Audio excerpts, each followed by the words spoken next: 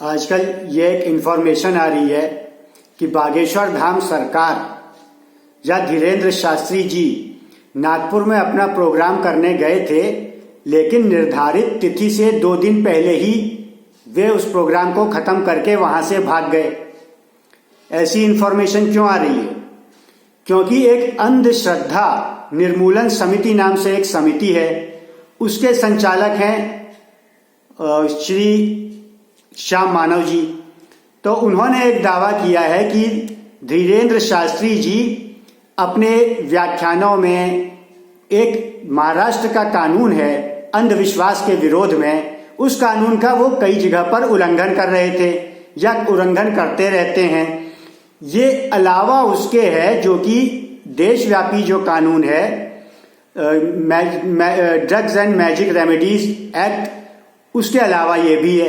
तो इसका तो विरोध वो कर ही, मतलब इसका उल्लंघन तो वो कर ही रहे थे। इसलिए श्याम मानव जी ने कुछ पुलिस अधिकारियों को, जो कि उस एक्ट के तहत काम करने के लिए अधिकारी हैं, उनको जाकर के ये शिकायत की। उनसे कहा कि ये इस एक्ट का उल्लंघन हो रहा है, अंधविश्वास फैलाया जा रहा है और इसके तहत कार्रवाई करें। तो क्या ये बात सच है? क्या ऐसा हो रहा है? और क्या उसके तहत इस प्रकार कार्रवाई की जा सकती है?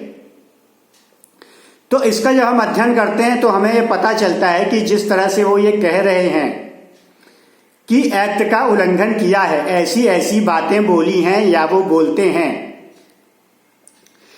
जैसे वो अपने प्रोग्राम्स में कुछ ऐसे चमत्कार करके दिखाते हैं। तो जहां तक चमत्कार की बात है, उसके लिए तो उन्होंने एक चैलेंज कर ही रखा है कि आप आओ, अगर आप ये साबित कर दोगे कि आप ये चमत्कार कर सकते हो तो हम आपको 30 लाख रुपए इनाम भी देंगे। ये श्याम मानव जी ने धीरेन्द्र शास्त्री जी अर्थात बागेश्वर धाम सरकार जी के लिए ये एक ऑफर रखा है और उनको इस ऑफर को लेने के लिए 2.5 लाख रुपए भी उनके पास जमा कराने होंगे, यानी कि श्याम मानव जी के पास जमा कराने होंगे, जिससे कि अगर वो अपने आप को प्रूव करने के लिए निर्धारित तिथि को नहीं आते हैं, ये साबित करने की वो ऐसा चमत्कार कर सकते हैं, तो वो उनके 2.5 लाख रुपए जब्त हो जाएंगे। क्योंकि श्याम मानव जी और उनकी टीम अपनी तैयारी कर चुके होंगे, जिसमें उनका कुछ खर्चा और कुछ टाइम वगैरह वेस्ट हो चुका होगा। तो फिर अगर वो नहीं आते हैं तो उनके पैसे जब्त हो जाएंगे। अगर आते हैं और चमत्कार साबित कर देते हैं तो वो 2.5 लाख रुपए तो वापस हो ही जाएंगे, 30 लाख रुपए इनाम भी दिए जाएंगे। ऐसा उन्होंने अभी चैलेंज कर रखा है। यानी कि उनकी बातें सही हैं या गलत हैं, ये तो सिर्फ एक चैलेंज है।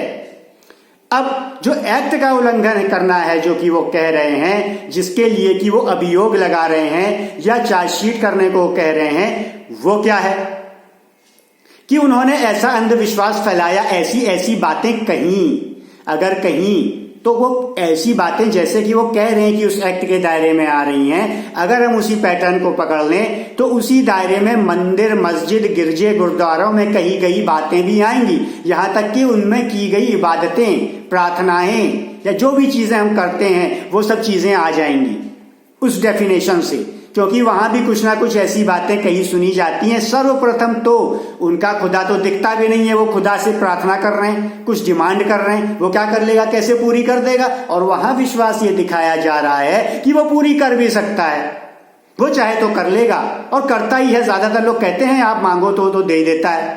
तो इस तरह से तो कई जगह वो फंसा देंगे किसी को भी मुकदमों में। तो ऐसा कुछ होता हवाता है नहीं।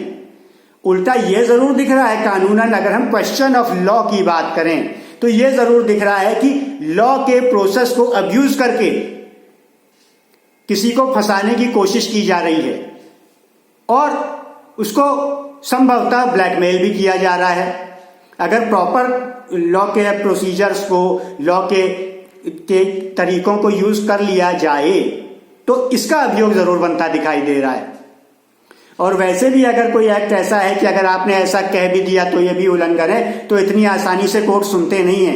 एक्ट कुछ भी कहता रहा हो, इतनी आसानी से अगर कोर्ट सुन लेंगे तो फिर तो हो चुका काम। हम लोग तो रोज ही किसी ना किसी कानून का उल्लंघन करते ही रहते हैं। कोर्ट ये भी देखता है कि उससे नुकसान क्या हुआ। तो नुकसान करने वाला तो सामने ला नहीं रहे, कम से कम अपने इंटरव्यू में तो बता नहीं रहे भाई इतने लोगों को नुकसान हुआ था या मुझे ही नुकसान हुआ है और मैं ये सामने हूं। सिर्फ कह रहे हैं, उन्होंने कह दिया, एक्ट ये कह रहा है इससे चार्जशीट भी हो जाएगी और वो साबित भी कर लेंगे, जैसे सजा भी हो जाएगी। और सजा होनी नहीं तो चार्जशीट करने का फायदा क्या? कोर्ट क्या फालतू बैठा है? कोर्ट ये सब नहीं देखता है क्या? कोर्ट सब देख परख के मेरिट्स के आधार पर सुनवाई करता है, वरना डिसमिस भी कर देगा। और ये जो मैटर है, अगर वो कहें भी कि कुछ वो ऐसी बातें करते हैं या कुछ गलत है, तो अभी प्री मैच्योर है, या तो उनकी बातें झूठी साबित हो जाएं, लोगों के नुकसान हो जाएं, फिर वो आए, ये एक अलग बात है। अभी तो प्री मैच्योर है, अभी आप कह रहे हो सकता है आप जो इल्जाम लगा रहे हो आगे वो सच्चा साबित हो, और हो सकता है आप ही का इल्जाम झूठा साबित हो जाए। फिर दूसरी बात यह भी है कि सीआरपीसी के अभी एक प्रोविजन के अनुसार उससे पहले कि कोर्ट उसकी सुनवाई करे, जो इल्जाम लगा रहा है कोर्ट को उसको सुनना पड़ेगा जिसके ऊपर इल्जाम लगाया जा रहा है अंडर परजरी के प्रोविजन में। कि कोई कोर्ट में आकर इल्जाम लगा रहा है, यानी शपथ पत्र पे कोई झूठी बातें किसी के खिलाफ कह रहा है, ऐसा अगर साबित हो जाएगा तो उसको पहले दंड मिल या उसी को दंड मिलेगा, क्योंकि उसने झूठा इल्जाम लगाया। अब ये कह रहे हैं हम पुलिस अधिकारियों के पास जा रहे हैं, उस एक्ट के तहत जो महाराष्ट्र सरकार का एक्ट है, महाराष्ट्र विधानसभा में पारित हुआ है, जो कि अंधविश्वास के विरोध में है, उसमें एक स्ट्रक्चर दिया है कि ऐसी एक समिति बनेगी या एक ऐसा स्ट्रक्चर बनेगा जिसमें ये लोग जिम्मेदार होंगे और इस एक्ट को लागू करेंगे और एक्ट का उल्लंघन करने वालों को पकड़ेंगे। तो इनके खिलाफ बागेश्वर धाम सरकार या धीरेन्द्र शास्त्री जी के खिलाफ श्याम मानव उनके पास जा रहे हैं। उनकी भी उस समिति में या उस स्ट्रक्चर में एक पोजीशन है और वो उनके एडवाइजर भी हैं पुलिस वालों को, वो इसके बारे में गाइड भी कर चुके हैं कि अंधविश्वास क्या होता है और कैसे कानूनों का उल्लंघन होता है। तो ये वो कर भी चुके हैं और अभी भी जो है जा रहे हैं, कह रहे हैं। तो ये उनका कहना है। लेकिन अगर परजरी का प्रोविजन लगा दिया जाए, ये साबित कर नहीं पाए पुलिस किसी तरह भी सिर्फ इतनी सी बात पे जो कि प्री मैच्योर है, अगर उनके पास नहीं है कुछ प्रॉपर चीज, तो उल्टा लेने के देने पड़ जाएंगे। अभियोग जरूर दिख रहा है कि बागेश्वर धाम सरकार जी के खिलाफ है, लेकिन वास्तव में जब प्रोसीडिंग होगी वो पहले प्रोविजन करेंगे, पहले सीआरपीसी के प्रोसीजर के अनुसार बागेश्वर धाम सरकार की सुनवाई करनी पड़ेगी, उसके खिलाफ जो चार्जशीट कर रहा है कोर्ट को सुनवाई करनी पड़ेगी। सुओ मोटो भी कोर्ट कर सकते हैं और प्रावधान है ऑन रिक्वेस्ट भी कर सकते हैं, लेकिन अब तो सुप्रीम कोर्ट की रूलिंग भी आ गई है कि करना ही होगा, तो फिर लोगों को करना ही पड़ेगा। और ट्रायल कराने किसी और का चले था, खुद का ट्रायल हो जाएगा। तो पुलिस वाले इतनी जल्दी चार्जशीट करेंगे तो उनको भी कहीं लेने के ना देने पड़ जाएं, क्योंकि पुलिस फर्जी चार्जशीट अगर कर देती है तो लॉ के आगे पुलिस भी बराबर है, पुलिस उल्टा नप जाएगी। तो कोई समझदार पुलिस वाला अपने आप को ऐसे नपवाएगा नहीं। नौकरी बहुत परेशानी से आती है और बहुत आसानी से जाती है, इसलिए कोई इतनी आसानी से कोई पुलिस वाला उठपटांग किसी के कहे सुने पे करेगा नहीं। वो भी समझदार होते हैं, नौकरी कर रहे हैं, समझ रहे हैं, दुनिया देख रहे हैं, वरना कर दें यूं ही चार्जशीट। करते भी हैं कई बार पैसा खाकर, लेकिन अगर कोई ठीक ठाक आदमी मिल जाता है तो नाप भी देता है। खैर, तो ये एक बात रही।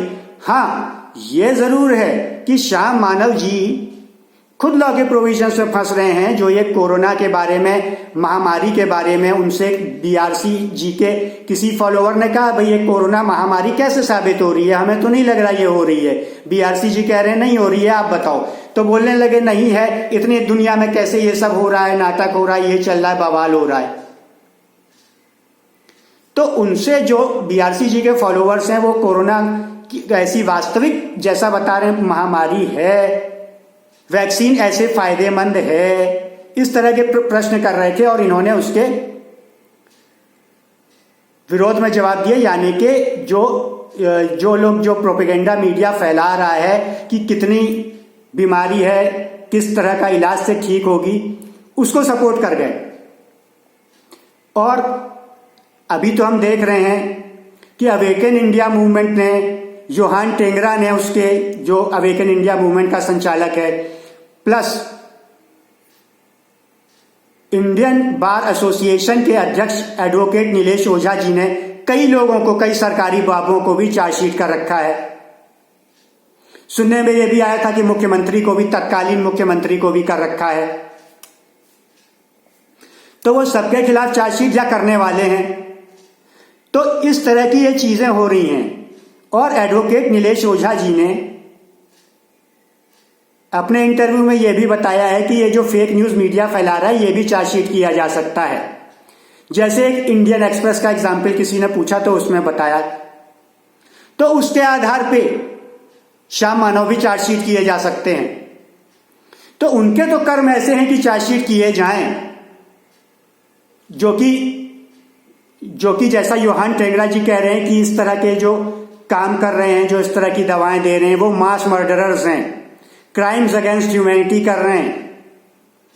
लेकिन यह भी है कि जो सपोर्ट कर रहा है मीडिया, वो भी जिम्मेदार है। तो उनके खिलाफ जरूर चार्जशीट हो सकती है उस मामले में। वीडियो भी वहां से हटा देंगे, कोई फर्क नहीं पड़ता, लोगों ने डाउनलोड कर लिए हैं। दूसरा, destruction and concealment of evidence में आईपीसी की एक और धारा लग जाएगी। तो ये भी चीजें हैं। तो ऐसे, लेकिन ये है जो बातें हैं कि इतनी आसानी से चार्जशीट करो, ये सब कुछ होता हवाता है नहीं। और अगर कोई करे तो उसको लेने के देने भी पड़ सकते हैं। तो ये है यहां तक की सच्चाई।